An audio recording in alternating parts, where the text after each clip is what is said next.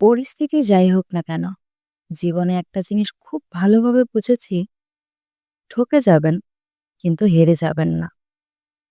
আপনি যখন বুঝতে পারছেন যে জীবনের প্রতিটি পদে, প্রতিটি ক্ষেত্রে আপনি ঠকে যাচ্ছেন, আপনি বারবার ব্যর্থ হচ্ছেন, তখনই আপনার মনোবল আরো বেশি দৃঢ় করা উচিত।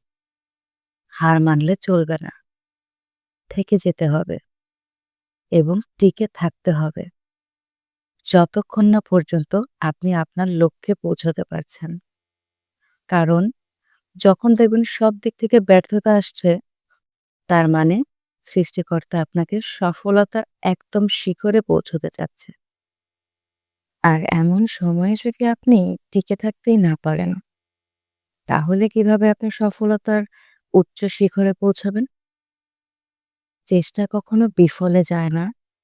আর চেষ্টা যে করে না, সে কখনো সফলও হয় না। তাই চেষ্টা করতে থাকুন। ব্যর্থতাকে ভয় না পেয়ে টিকে থাকার লড়াইয়ে টিকে থাকার চেষ্টা করুন। দিন শেষে সফলতা আপনারই হবে।